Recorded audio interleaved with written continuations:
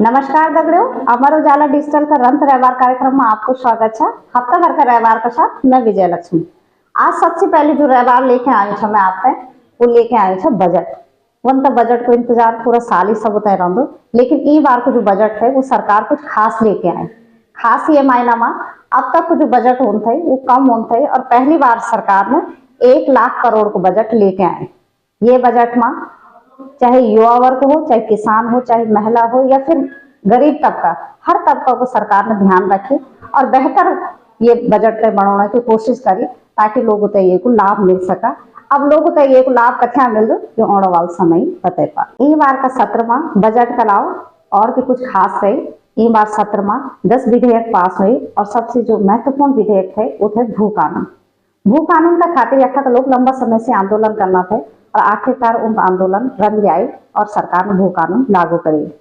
One तक भू कानून पहली बार 2002 में नारायण दत्त तिवारी की सरकार लेके आए थे, जैमा यू हुए थे कि जो उत्तराखंड से बाहर का लोग था वो केवल 500 वर्ग मीटर जमीनी या खरीदी पौधा। लेकिन वह के बाद फिर 2007 में खंडूरी सरकार ने एक और कानून लेके आए, उन फिर करे कि उत्तराखंड से जो बाहर का लोग कि केवल 250 वर्ग मीटर या जमीन खरीदी पौधा। एक अलावा उद्योग या अन्य चीज का खातिर अगर वो जमीन खरीदा तो वो तय 1250 एकड़ जमीन खरीदने पड़ेगी, लेकिन एक शपथ पत्र भी देना पड़ल। जय शपथ पत्र में आयो होलो कि 5 साल के अंदर होते वो उद्योग लगाना पड़ल, अन्यथा जो जमीन होली हर सरकार की वेजाली। वे के बाद फिर जो जमीन की खरीद फरोख्त है ये पर कहीं ना कहीं लगाम लगी और जमीन की खरीद फरोख्त कम हुए। लेकिन वे के बाद 2017 में त्रिवेंद्र सरकार ने जो ये भू कानून थे ये पूरी तरह से समाप्त करे और वे के बाद जमीन खरीद फरोख्त ज्यादा शुरू हुई। फिर जब जमीन की खरीद ज्यादा होने लगी, बाहर का लोग ज्यादा होने लगे, फिर यखा के लोगों ने फिर एक आंदोलन करे कि भू कानून और मूल निवास का खातिर वो सड़कों पर उतरे। वे के बाद विपक्ष ने भी उनको साथ दिने और कांग्रेस सरकार ने बोली कि भू कानून होना बहुत जरूरी है। जब सरकार का भी लगे कि विपक्ष भी अगर भू कानून का पक्ष में आए जालो फिर उनका हाथ कुछ नहीं लग पालो। वे के बाद आनंद फानंद में फिर मुख्यमंत्री ने भी सख्त भू कानून का घोषणा कर देनी और वे के बाद वही कि बजट सत्र जब बोलो तो भू कानून लागू कर दिए जाओ। वे भी बनी। वे के बाद बजट सत्र में भू कानून लागू हुए, लेकिन ये मायू हुई कि 13 जिलों को जो उत्तराखंड था वह मायू करे गई कि 11 जिलों में तक भू कानून लागू हो, लेकिन उधम सिंह नगर और हरिद्वार जिला में ये थे बाहर रखे गए। वे के कारण हालांकि सरकार को मानो था कि उधम सिंह नगर और हरिद्वार जो था वो इंडस्ट्रियल एरिया था, वो उद्योग ज्यादा था, ये वजह से वह बहरा के लोग ज्यादा था, ये वजह से हमने ये भू कानून लागू न हुए सब। लेकिन जो आंदोलनकारी था वो मानो था कि जब कोई भी कानून बन दो तो फिर पूरा राज्य में वैसे लागू करे जा, न कि 2 जिलों तय से बाहर रखे जा। अब एक बार फिर से भू कानून के अलावा अब जो यू भू कानून को पहले तो यू होना थे कि पूरा राज्य में लागू करे जा, लेकिन अब साथ में जो आंदोलनकारी था उनको बोलना था कि जो भू कानून था वैसे उधम सिंह नगर और हरिद्वार पे बाहर न रखे जाओ, वैसे भी में शामिल करे जाओ और जो भू कानून था वैसे और सख्त बनाए जाओ और पूरा राज्य में ही लागू करे जाओ। देखिए, जो भू कानून जो ये सरकार लेकर आई है, ये भू कानून जो है केवल थोड़ा सा लोगों के रोष को शांत करने के लिए, लोगों की मांग को शांत करने के लिए है। ये पूरा भटकाव है। हम शुरू से कहते आ रहे हैं कि बिना मूल निवास के जो भू कानून आएगा उसकी कोई वैल्यू नहीं है। अब आप उसमें ये बताइए कि उसमें निवासी की क्या परिभाषा होगी। इसमें सरकार ने तो कह दिया है कि जो यहाँ का निवासी नहीं होगा वो यहाँ की ज़मीन नहीं ले सकता, लेकिन निवासी किसको मानेंगे आप? निवासी की क्या परिभाषा रहेगी या बाहर वाले की क्या परिभाषा रहेगी, यहाँ कहीं भी उसमें स्पष्ट नहीं है। और आपने 2 जिलों में ये छूट दे दी है, कोई कल आकर वहाँ ज़मीन लेकर वहाँ पर आ जाएगा और उसके बाद वो यहाँ का निवासी हो जाएगा, तो उसको आप फिर पहाड़ में ज़मीन लेने से कैसे रोक पाओगे? तो ये केवल एक इस तरीके से बनाया गया है कि जनता को जो है थोड़ा कुछ समय के लिए शांत करा दिया जाए। और दूसरा ये बताएं कि ये कौन सा भू कानून नाम से तो कोई अध्यादेश नहीं है, भू कानून नाम से तो कोई अभी तक कोई कानून भी नहीं है। ये तो जो उत्तर प्रदेश जमींदारी विनाशक जो कानून है ये उसी पे चले आ रहे हैं अभी। अब सत्र से जुड़ी एक और खबर, हम जब भी जनप्रतिनिधियों चुने के भेजता तो सोचता हमारी समस्याओं को समाधान हो लो, लेकिन जनप्रतिनिधि समस्याओं पर चर्चा करने के बजाय आपस में ही उलझ के रह जाना। अभी हाल में ही देखने के खातिर मिली कि विधानसभा सत्र के दौरान विधायक और एक संसदीय मंत्री आपस में ही के विवाद में उलझे। जब विवाद बढ़ना पड़े तो फिर विधानसभा अध्यक्ष तय हस्तक्षेप करना पड़े और उन बोलना पड़े कि विधानसभा छा कोई चौराहा नहीं। अब हमारा जनप्रतिनिधि जब हमारी समस्याओं को समाधान हुए सब जय पटल पर हमारी समस्याएं रखी जाएंगी और जब समस्याओं को समाधान को निष्कर्ष निकल सकते वह अगर ये छोटे छोटे मुद्दों पर उलझला तो फिर समस्याओं को समाधान आखिर कब और कब हुए पाओ। ये बजट में सरकार ने तो सारा तबका को ध्यान रखे और कहते हैं कुछ न कुछ दिन, लेकिन हाल में जो राष्ट्रीय खेल में हुई वे में जो हमारे खिलाड़ियों ने बेहतर प्रदर्शन करे वैसे ये लगना था कि इन बार को जो बजट हो लो वो खेल का नाम बोलो, लेकिन ये देखना खातिर न मिली। हालांकि सरकार ने जब बजट सत्र शुरू हुई वे में जो हमारे खिलाड़ी जीते के आए उनकी खूब वाहवाही भी हुई, लेकिन जब बजट की बात आई वह सरकार ने फिर हाथ पिछाड़ी खींची।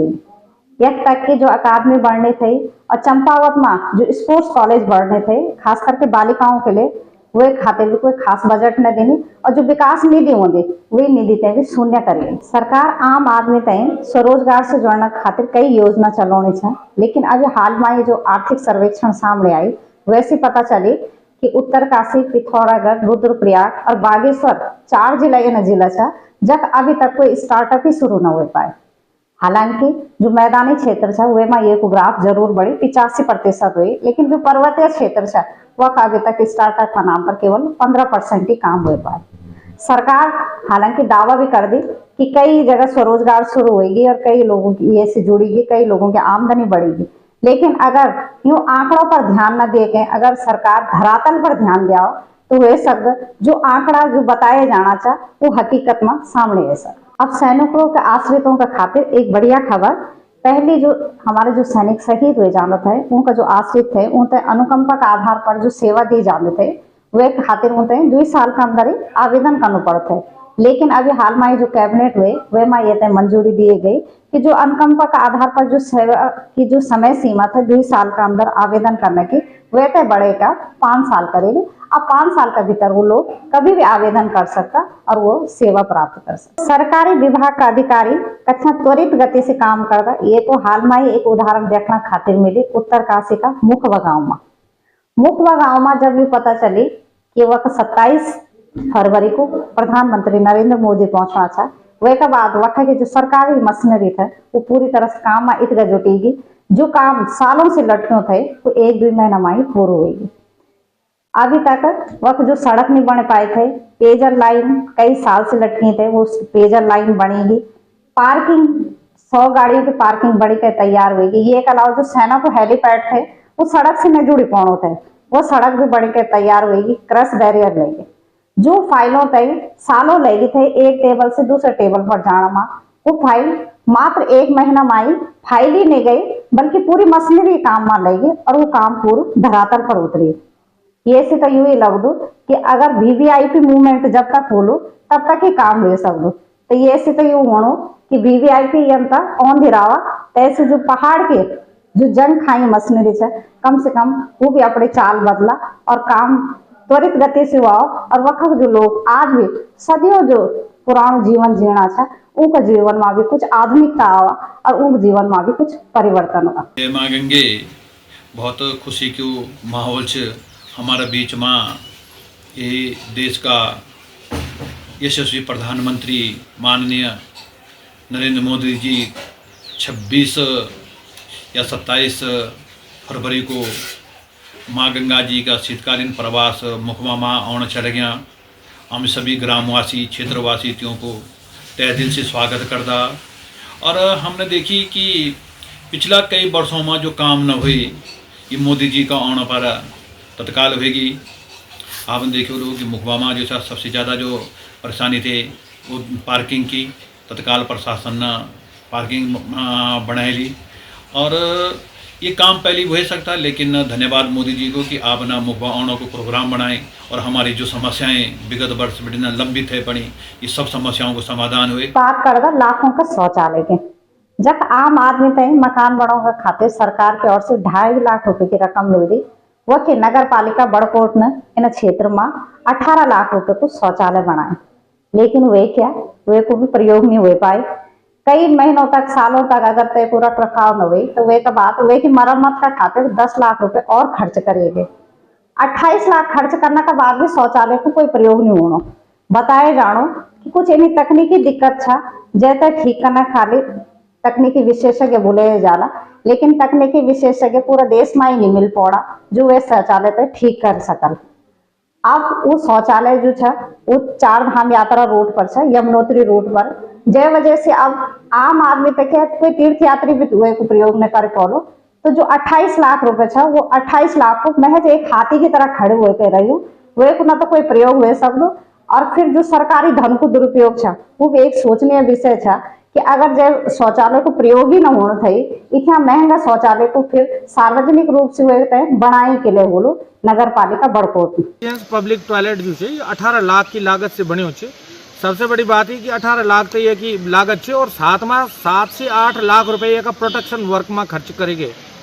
2019 में यू पब्लिक टॉयलेट बनी, लेकिन आप विडम्बना देखा कि अभी तक 2019 बिटिन अभी तक यू चालू नहीं हुए सकी। किले की जन की विभाग वाला बताना चन कि ये में कुछ तकनीकी खामी है। तकनीकी खामी को मतलब ये को यूज कन होनो कन के जो स्थानीय पब्लिक है वो अवेयर होली कि भाई कनु ये में ATM को संचालन होंदू, कनु ये में स्वैपिंग को कार्य होंदू, ये तमाम चीज़ कहते हैं पता ही नहीं। तो अब ये वजह से जो बिल्कुल सफेद हाथी साबित होना चाहिए। अब चलते चलते उत्तराखंड वासियों खातिर एक बढ़िया खबर, अब राज्यवासियों को बेहतर स्वास्थ्य सुविधा मिलली। अभी हाल में सत्र में स्वास्थ्य मंत्री डॉक्टर धन सिंह रावत ने बताई कि राज्य भर में 2 महीने के भीतर ही 1500 वार्ड वायों की नियुक्ति करे जाली।